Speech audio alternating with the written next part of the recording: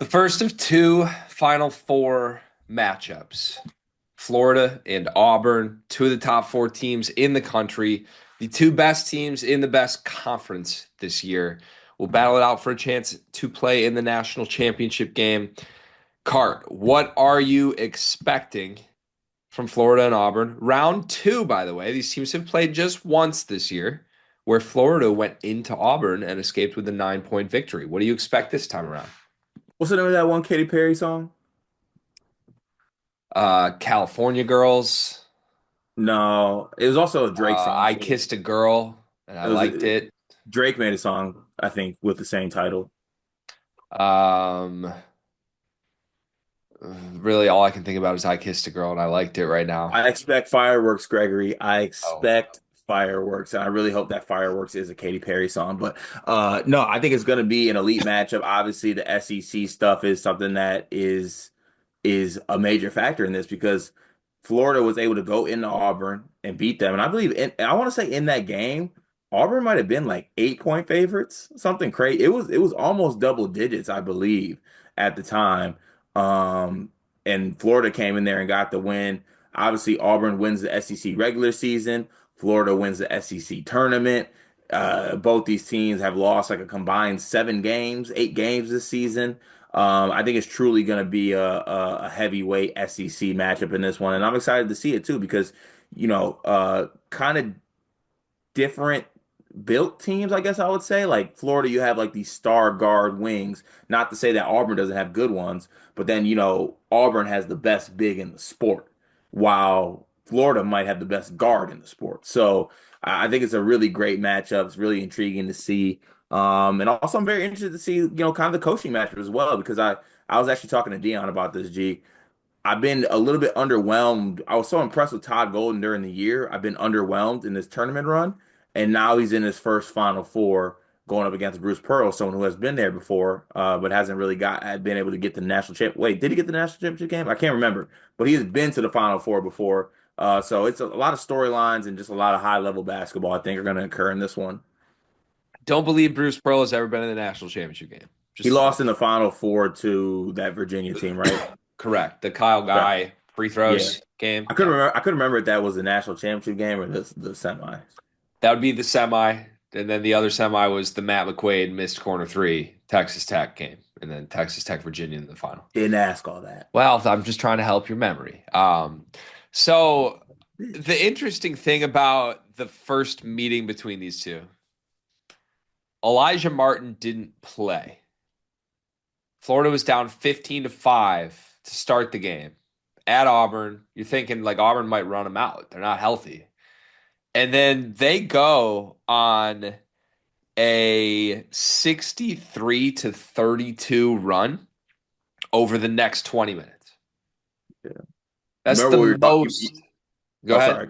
No, I said you remember what we were talking about in that game while that was occurring too. Well, I don't remember. No. So we were having a distinct conversation in this game where we were like, Auburn's body language looks terrible. It was like shoulders shrugging, everyone looking around like what's happening as they're at their home court. Things aren't going well, and this team's making this run, and they weren't really able to do much about it. Yeah, I do remember that. It was just a weird time in the season because I feel like none of us realized just how good Florida was yet at that point. They were only 6-3 in the SEC coming in. They lost to Kentucky, lost at home to Missouri. It was, I don't know, just kind of weird. Since then, they've only lost one game, and they have kind of taken their position on equal footing as Auburn and Duke and Houston as the fourth number one seed that is going to play for a national championship. So I don't know. The point is like it would have made sense if Auburn won the first meeting and it was just like, oh, Florida wasn't themselves yet. They didn't have Elijah Martin. But instead, it's like Florida got them before they were Florida. Mhm. Like, I think a big advantage Florida here on paper, right? Yeah, I think so too, even before we get in the matchups, because they were able to beat them underhanded. And, you look back at that game, Alex Condon was really good in that game, 17, 10, and 4.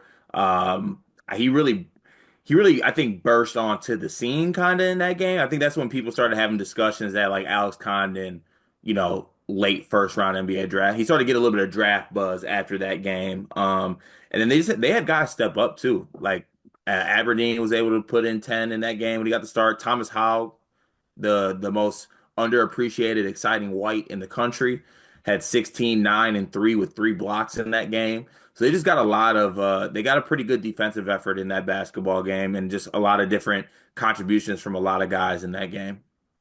Yeah, it's funny you talk about like Condon. It was his coming out party. He was dominant 17, 10, and 4. And then off the bench, Haw had 16, 9, and 3.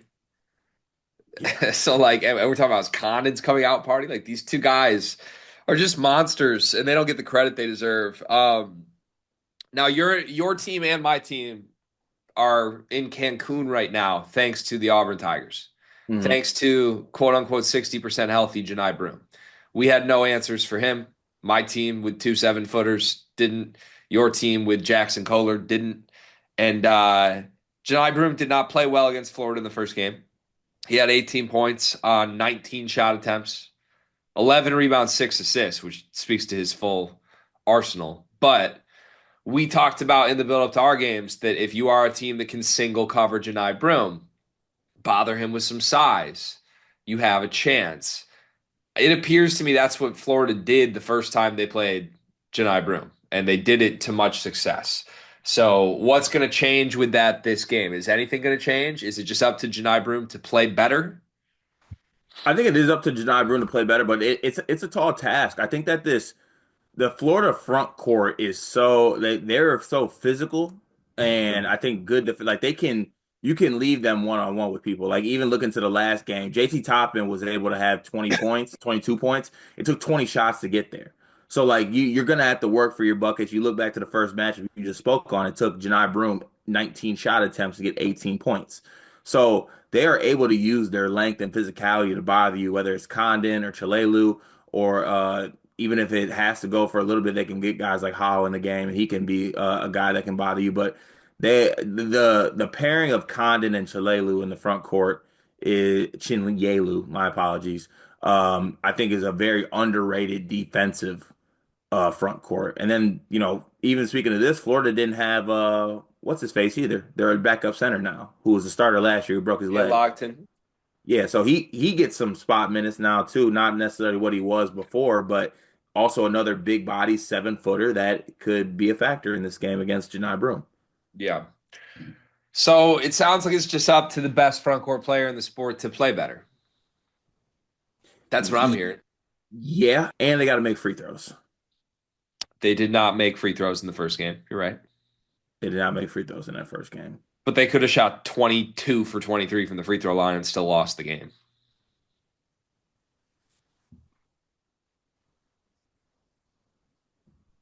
You sure that math checks out? Yeah, lost by 9, missed 9 free throws. Yeah, I'm not a math guy. You're not. No, correct. Looking ahead now, which of these two teams do you think is playing better? Auburn. You think Auburn's playing better than Florida? Hmm. Kind of surprised you're saying that. Talk me through that.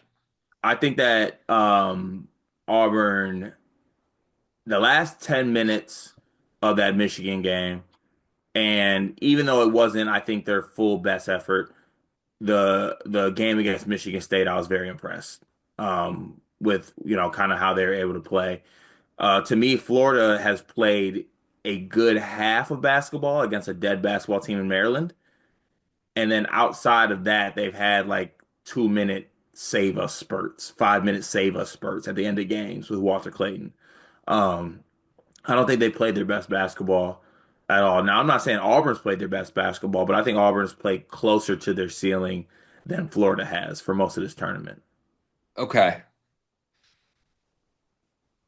It feels like neither one has played great to me, but Auburn has been more comfortably ahead, if that makes sense.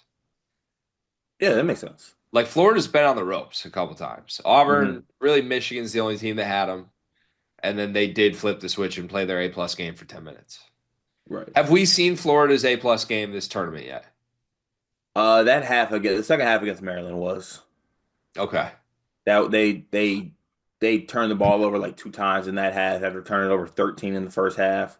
And they were dominant. Yeah. Okay. Fair. Who's the best player in this game? Janai Broom, Which player are you most wanting to go to battle with in this game? Walter Clayton. What's the difference there for you? Um, I think Walter Clayton to me has a little bit more of like I think you pointed out he's on like a Kemba type run right now. Like I truly think that as much as I like Florida the team, I truly think that Walter Clayton's on something right now where he could just be just making a special run at the guard position, right? And also like Janai Broom hurt nine different body parts in one play. And I know he came back in, but like he was rubbing his elbow the whole time. That the ankle did not look the best when he landed. I don't know. I think he could also be a little bit dinged up. Um, Also like we didn't bring it up. Walter Clayton almost had a triple double in that first matchup. He had Yeah. 9 assists in that game. That must be a season high for him. He was doing some great things in that We're game. we're saying 4 rebounds away is almost a triple double. And well, I look at it in Braden Smith terms. Okay. And you round up because it's Walter Clayton. Like 6 rebounds for him is like nine. 19, 9, and 6. Almost a triple double. Yeah, round up. Okay. We can round up. Can round up. That's cracking me up. We can Uh, round up. can you rank the six best backcourt players in this game for me? Walter Clayton one. Where do you go from there?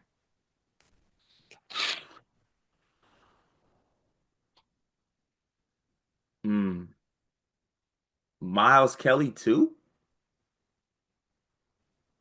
I think I go Pettiford three, and then I think I'd go probably one of the two Florida guys, like both Florida guys in some order, and then you have Denver Jones, Baker Mazara, or Baker Mazara, Denver Jones, whichever order. Okay. Martin Richard, 4, 5. Denver Jones, 6. Yeah. Okay. How would you rank it? Exactly like that. Exactly like that. These backcourts feel equal to me, though. Even though, like, Florida has the better player, but I feel like I would say the backcourts are equal in general. I think it's fair to say I just think Walter Clayton separates a lot of things. Yeah, true. Like that gap between one and two is deep. You're right. Very true. Probably be similar if we did the front court rankings in this game, would be my Right. guess. You mentioned Todd Golden hasn't been at his best stuff. Is that what you said?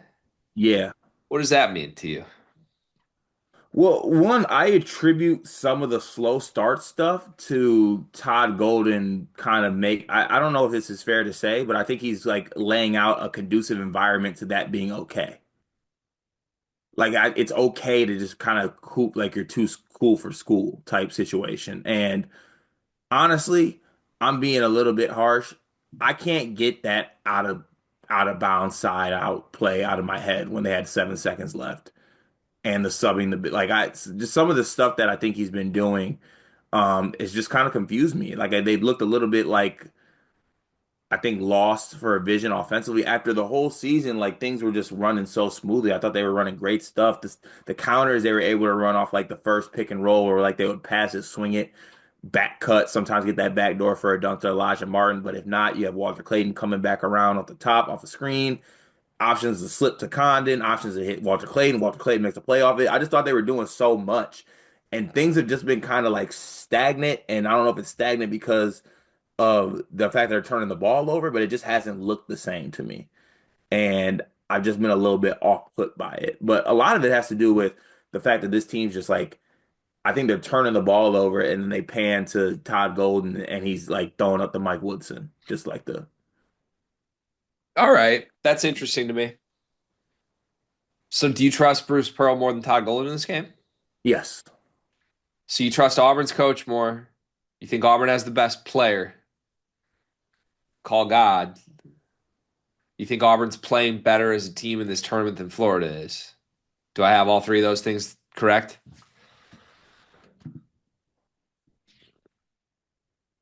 Because those are three separate things you've said No, in this video. no, yeah, yeah. Uh, so here's the thing. It's March and it's the tournament. So Janai Broome might be the best player, but I'd rather have the best guard than the best player. Okay. In a tie game with a minute left, I agree. Hmm. I agree. What are you getting at here? Well, should we just get to predictions? Yeah. It's you versus me in this one, I think. I think that's where this is headed. But Mhm. should be a highly entertaining game. Florida is a 1 point favorite per Ken Palm. That's crazy. I mean, I guess it's not crazy. It probably should be picking, but I don't know. Get you so you can get Auburn at plus value. Is that what it is? As Bruce Pearl says, we're the underdogs. Yeah, there you go, Bruce. He manifested it. Good on him. I got Auburn. I know you do. I think it's going to be an incredibly close game, classic type game. I think both games in the Final Four will be, but yeah, I'll take the team I think is better, has been better all season long. Florida beat them. Credit to them. It was an incredible performance. Auburn looked stunned. They looked spooked. They looked like they had no idea what was coming for them. I think they'll be ready for round two. Okay, I respect that. I got Florida. I got Florida because I think defensively, I trust Condon, Chinyelu, and other front court players to make things tough on Janai Broome. And if it comes down to Janai Broome not being the best version of himself, and you got to look for basically a guard to kind of be in the spot to step up in that spot, I do think that Auburn has guards that can do that. But I trust Walter Clayton and co to hold their own and maybe it collectively as a whole, Clayton and company be better than the Auburn guards. And Auburn is going to Auburn itself eventually. This team's going to lose its composure. It's bound to happen. If it doesn't happen, I'd be absolutely shocked. If it doesn't happen in this game, it'll for surely happen in the national championship game. But I think nobody is playing better in the tournament than Walter Clayton. So I'll take Florida. All right. Should be fun. What do we got on this? I don't know. We'll figure something out. Loser has to donate to charity, Okay, that sounds good. a charity of Todd Golden's choice. Okay. Instagram super likes. Is I that a don't know thing? if I want, I don't know if I want either of these coaches picking a charity. Yeah, I think you're right. It is March, and that means that March Madness is upon us. And if you are looking for a place to play, Underdog Fantasy has you covered.